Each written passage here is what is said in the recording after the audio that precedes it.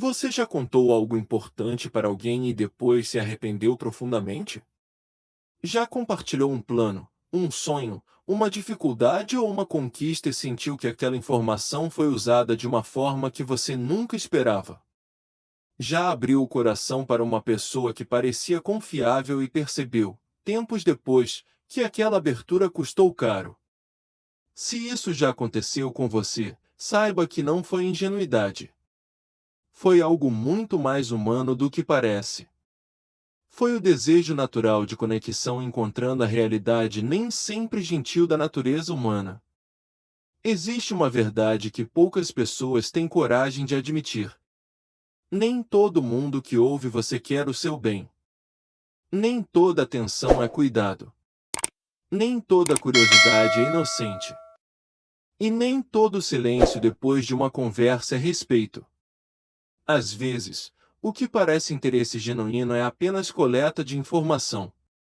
Às vezes, o que parece apoio é apenas observação. E às vezes, aquilo que você revelou em um momento de confiança se torna, meses depois, a arma mais afiada nas mãos de alguém que sorria enquanto ouvia. Friedrich Nietzsche entendeu isso com uma profundidade que poucos filósofos ousaram explorar. Para ele, a palavra dita não pode ser recolhida. O segredo revelado deixa de pertencer a você. E existe uma diferença enorme entre uma pessoa que guarda silêncio por timidez e uma pessoa que guarda silêncio por sabedoria. O silêncio estratégico não é fechamento. Não é frieza. Não é desconfiança doentia. É uma das formas mais elevadas de autopreservação que existe. É entender que certas informações, quando expostas para as pessoas erradas, no momento errado, não apenas perdem valor. Elas se voltam contra você. Neste vídeo, você vai descobrir os 5 segredos que Nietzsche jamais revelaria.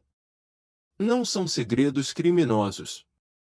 Não são mentiras que você precisa esconder. São verdades suas. Profundas, pessoais, poderosas.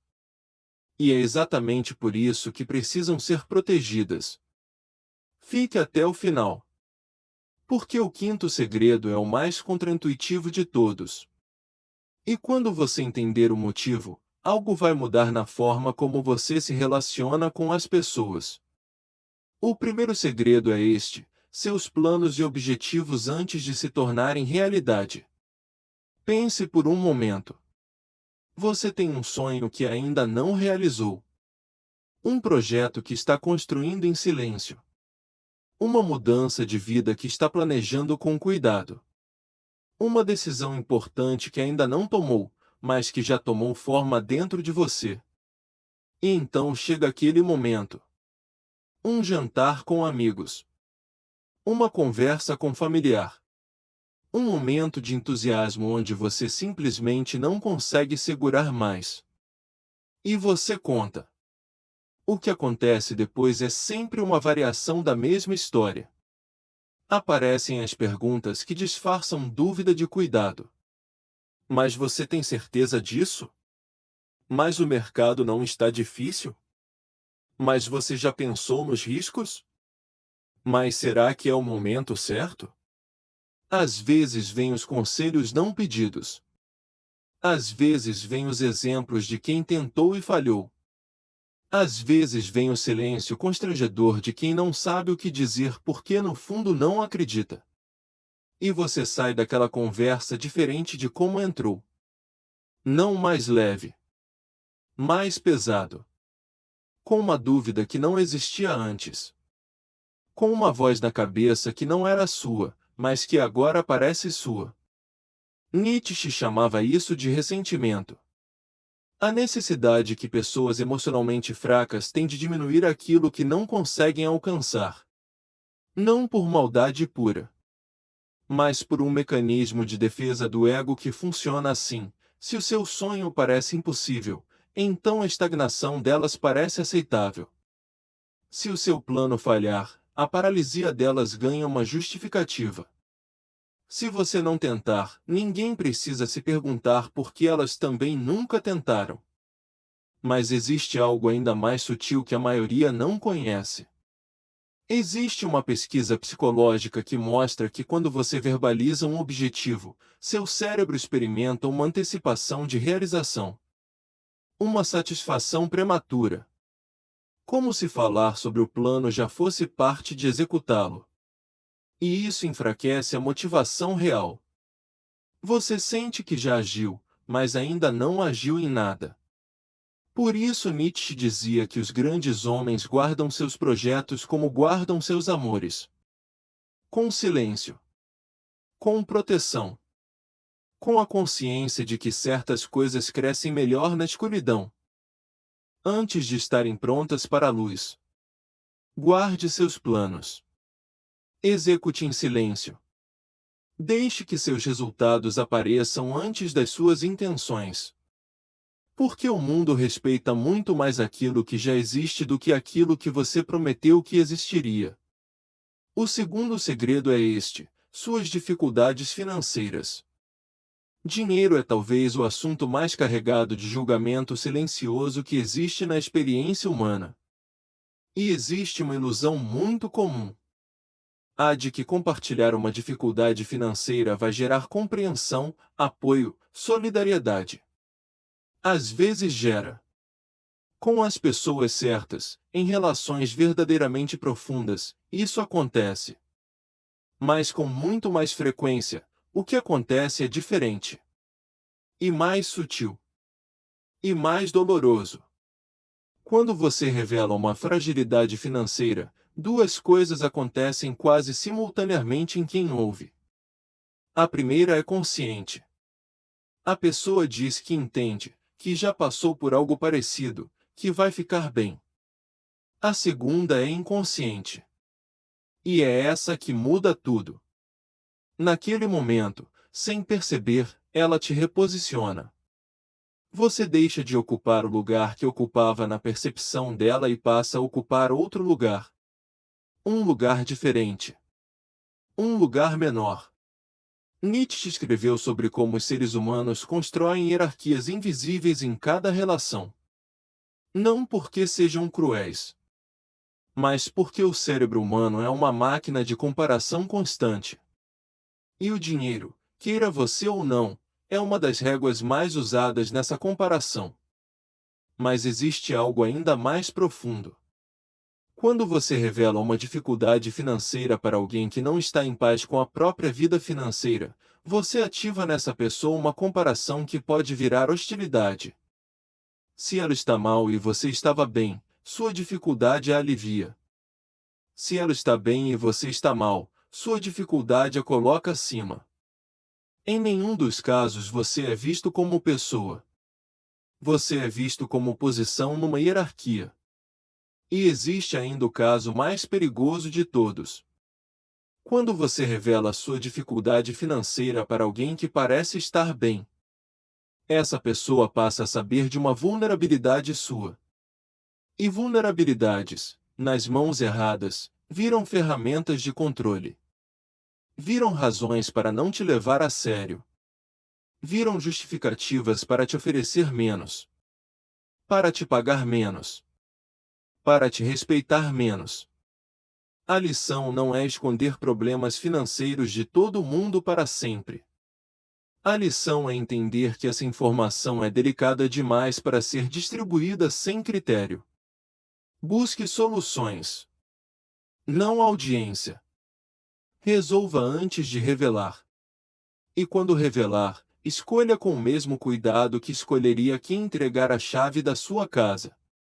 O terceiro segredo é este: sua vida amorosa e seus relacionamentos íntimos. Parece natural. Parece até saudável. Contar para um amigo sobre aquela briga. Desabafar com a irmã sobre aquela fase difícil no casamento.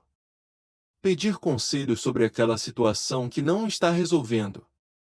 Compartilhar a alegria de um amor novo com quem você ama. E às vezes, em doses certas, com as pessoas certas, isso é saudável mesmo. Mas existe uma linha que a maioria das pessoas cruza sem perceber. E quando cruzam, o preço é pago lentamente, em parcelas que demoram a aparecer. Nietzsche acreditava que um relacionamento verdadeiro existe entre dois mundos privados.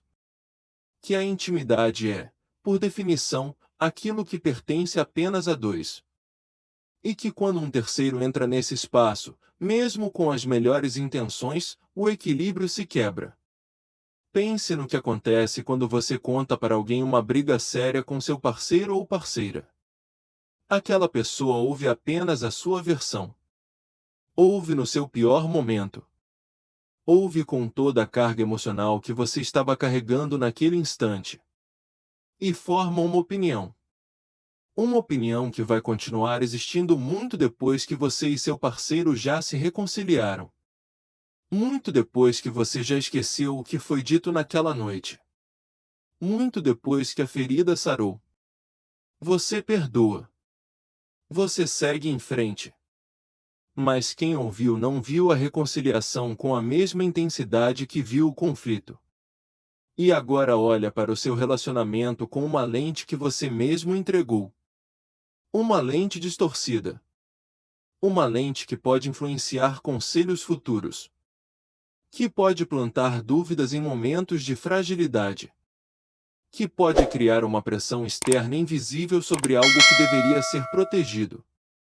Quantos relacionamentos foram destruídos não pela distância entre dois, mas pelas opiniões de um terceiro que entrou onde não deveria ter entrado?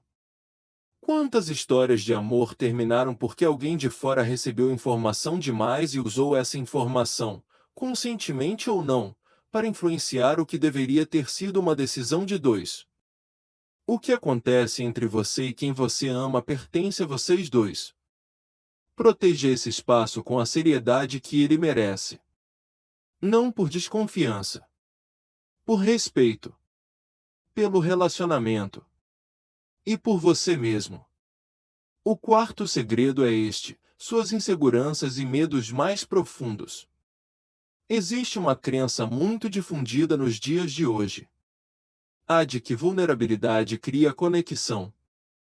De que mostrar seus medos aproxima as pessoas. De que expor suas inseguranças é um ato de coragem que gera reciprocidade. E existe verdade nisso. Em contextos certos. Com pessoas certas. Em relações que foram construídas com tempo, com consistência, com provas reais de lealdade. A vulnerabilidade compartilhada nesses contextos é sagrada. É o que transforma conhecidos em amigos verdadeiros. Mas o problema é que a maioria das pessoas não espera o contexto certo. Não espera a pessoa certa. Distribuem vulnerabilidade como se fosse um cartão de apresentação. Compartilham inseguranças com pessoas que ainda não provaram que merecem esse nível de acesso. E depois se surpreendem quando essa informação reaparece de uma forma que dói. Nietzsche falava sobre como pessoas que buscam poder sobre os outros raramente anunciam essa intenção. Elas observam. Elas escutam. Elas catalogam. Elas estão atentas justamente ao que você revela nos momentos de baixa guarda. Nos momentos em que você está cansado, frustrado, vulnerável. E guardam essa informação com um cuidado que você nunca imaginou que ela mereceria. E então chega o momento. Talvez numa discussão. Talvez numa situação onde os interesses divergem. Talvez numa dinâmica de grupo onde alguém quer se posicionar acima de você. E de repente aquilo que você revelou em confiança aparece. Transformado. Usado. Apontado na sua direção. Suas inseguranças, nas mãos certas, são conexão. Nas mãos erradas, são vulnerabilidade exposta. São pontos de entrada para quem quer te diminuir. São mapas do território onde você pode ser atingido. A vulnerabilidade não deve ser eliminada. Deve ser conquistada. Não é algo que se distribui. É algo que se ganha. E uma pessoa que precisa de meses, de anos, de provas repetidas para receber acesso ao que você carrega de mais profundo. Essa pessoa merece muito mais respeito do que alguém que ouviu suas inseguranças na terceira conversa e saiu por aí carregando esse conhecimento sem nenhuma responsabilidade. Escolha com cuidado quem merece ver suas sombras. Porque nem todo mundo que pede luz tem intenção de iluminar. O quinto segredo é este. E é o mais difícil de aceitar. O mais contraintuitivo. O que mais vai contra tudo que nos ensinaram. O quinto segredo que você nunca deve revelar são suas boas ações e sua generosidade. Espere. Faz sentido esconder quando você fez algo bom? Sim. E Nietzsche explicou o motivo com uma clareza que incomoda. Quando você ajuda alguém e revela isso publicamente, ou quando lembra a pessoa que você a ajudou, você transforma um gesto nobre em uma transação. Você transforma a doação em cobrança. Você transforma a generosidade em moeda de troca. E no momento em que você faz isso, mesmo sem perceber, o valor daquela ação desaparece completamente. Nietzsche dizia que a verdadeira força não precisa de testemunhas. Que existe uma forma de generosidade que é genuína, que nasce de um lugar limpo dentro de você, que não precisa de reconhecimento, não precisa de agradecimento público, não precisa de nenhuma audiência para existir. E existe uma outra forma de generosidade que é disfarçada. Que parece doação, mas é busca de aprovação. Que parece altruísmo, mas é vaidade com roupas de bondade. Mas existe algo ainda mais profundo que isso. Algo que poucas pessoas percebem. Quando você revela suas boas ações, você cria expectativas. Em quem sabe? Em quem observa? Em quem compara? De repente surgem perguntas não ditas. Você ajudou aquela pessoa, por que não me ajudou? Você doou para aquela causa, mas para essa não? Você ofereceu seu tempo para aquela situação, mas quando eu precisei, onde estava? A generosidade visível atrai julgamento. Atrai comparação. Atrai a expectativa de que você seja sempre assim. Em todo lugar. Com todo mundo. E quando você inevitavelmente não consegue ser, porque nenhum ser humano consegue, você é julgado pela distância entre o que revelou e o que entregou. E existe ainda outro aspecto. Quando você revela que ajudou alguém, você tira dessa pessoa a possibilidade de revelar por conta própria. Você toma dela a narrativa da própria gratidão. E isso, mesmo que involuntariamente, pode criar exatamente o ressentimento que já falamos antes. A pessoa que você ajudou e que poderia ter falado sobre isso no momento certo, da forma certa, agora se sente exposta. Se sente como parte de uma história que você contou sem pedir permissão. Faça o bem em silêncio. Não porque o bem não mereça ser visto, mas porque o bem verdadeiro não precisa ser anunciado para existir. Porque a generosidade que precisa de audiência é generosidade pela metade. E porque quando você age sem precisar que ninguém saiba, você descobre algo raro e precioso sobre você mesmo. Que você é capaz de dar sem precisar receber nada em troca. Nem mesmo reconhecimento. Isso é força. Isso é o que Nietzsche chamava de nobreza interior. Então chegamos ao fim. E talvez você esteja pensando, isso significa desconfiar de todo mundo? Significa fechar-se completamente? Significa parar de compartilhar, de se conectar, de ser humano? Não. Significa algo muito mais preciso do que isso. Significa aprender a diferença entre transparência e exposição. Transparência é saudável com pessoas que provaram merecer acesso. Exposição é entregar informação sensível para quem ainda não provou nada. Significa aprender que silêncio não é a ausência de voz. É a escolha consciente de quando usar a voz e com quem. significa entender que você não precisa revelar tudo para ser autêntico. Autenticidade não é ausência de filtro. É presença total com as pessoas certas. Seus planos, guarde até que se tornem realidade. Suas dificuldades financeiras, resolva antes de revelar. Sua vida amorosa, proteja como protege o que é sagrado. Suas inseguranças, entregue apenas para quem as conquistou. Suas boas ações, deixe que existam sem precisar de audiência. Nietzsche dizia que o homem que se conhece profundamente aprende a escolher. Aprende que nem toda pergunta merece resposta. Que nem toda relação merece acesso. Que nem toda curiosidade merece satisfação. E quando você aprende isso, algo muda. Não na sua abertura para o mundo, mas na sua capacidade de proteger o que é verdadeiramente seu. Seus sonhos. Sua paz. Sua dignidade. Seu processo. Porque o silêncio estratégico não é muros. É discernimento. Não é isolamento. É sabedoria. Não é frieza. É a consciência profunda de que certas chamas crescem melhor quando protegidas do vento. E talvez essa seja a lição mais importante de toda a filosofia de Nietzsche aplicada à vida real. Não é sobre ser mais forte do que os outros. É sobre ser inteiro dentro de si mesmo.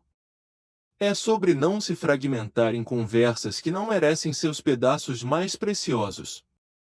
É sobre entender que você não deve nada a ninguém, exceto a si mesmo, a responsabilidade de se proteger com a mesma generosidade com que cuida dos outros. Se este vídeo ressoou com você, é porque em algum momento você sentiu o custo de revelar demais. Para a pessoa errada. No momento errado. E pagou um preço que não deveria ter sido seu. Escreva nos comentários apenas uma palavra: silêncio. Não como derrota. Como escolha. Como poder. Como começo de uma nova forma de existir no mundo. Porque entender a alma humana significa retomar o controle da sua própria vida.